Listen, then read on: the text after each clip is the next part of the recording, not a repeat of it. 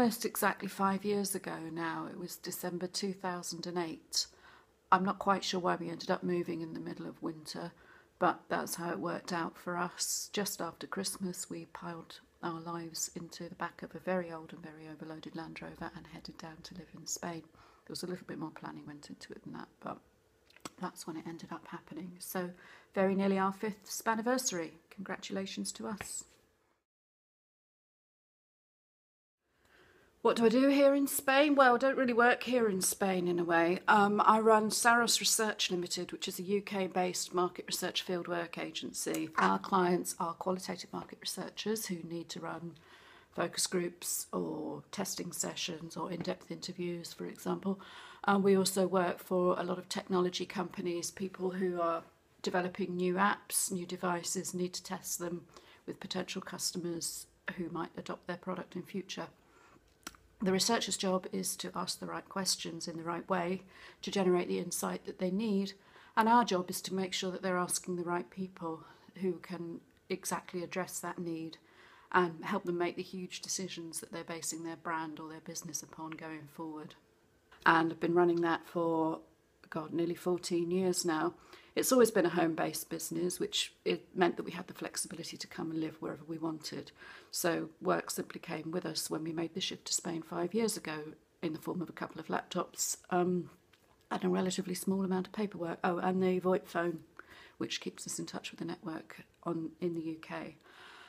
Saros now employs people in 3 countries. It could possibly be slightly more than that in 2014.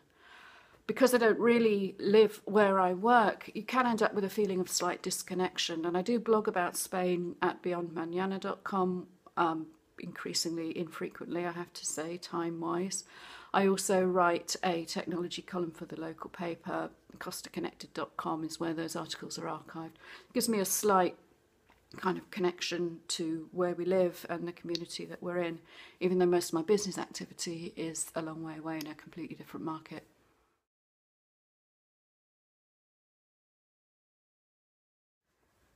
We were very fortunate that we'd managed to separate work from the place that we did it, having built a home-based business. And when we decided we wanted to move away from our home in the suburbs of London, we were able to take a very big picture view and think long and hard about the lifestyle we wanted. We knew that we wanted to live in a smaller community, somewhere where our children could play outside, have a more outdoor lifestyle. But the position of children and the family within that community was also very important to us. I think we probably felt nostalgic about our own childhoods, where we played outside, where there was more of a sense that children were looked after by the whole community, that other people looked out for your kids, that there was a greater feeling of safety. I think I had lots of anxieties about our girls growing up in London in the current climate.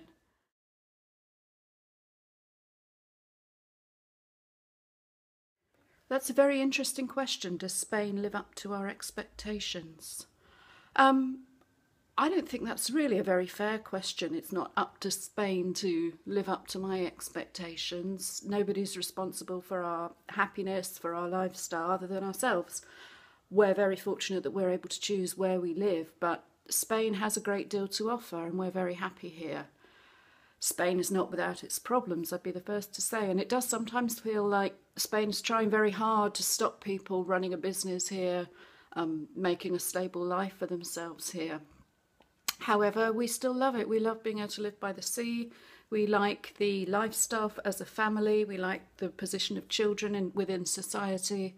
This is our children's home. This is where they're building their childhood memories. This is where they're growing up. And I very much hope that, all being well with the economy, with the world in general, that we can stay here, certainly for the rest of their education, which is going to be at least another 10 years in the case of our youngest. That said, I do sometimes feel grateful that we are independent of Spain in a sense, financially. From a business point of view, we don't own property here. Our work is independent. So if we needed to leave, we could, but we've no plans to. Spain is where we love, Spain is where we live. I hope we can stay here for a very long time.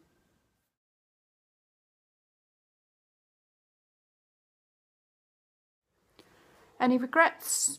No, I don't believe in regrets. I'm really glad we're living here. I'm really glad we did it, that we came, and we've had 5 wonderful years. I hope we're going to have many more here living in Spain. I think if we'd known how difficult, complicated and expensive it was before we set out, maybe we wouldn't have done it. So it's just as well that we didn't really. And I thought it would be really easy, you know, sort of Europe without borders. We'd just go and work and carry on doing the same work we're doing in the UK wherever we like. Not quite as simple as that.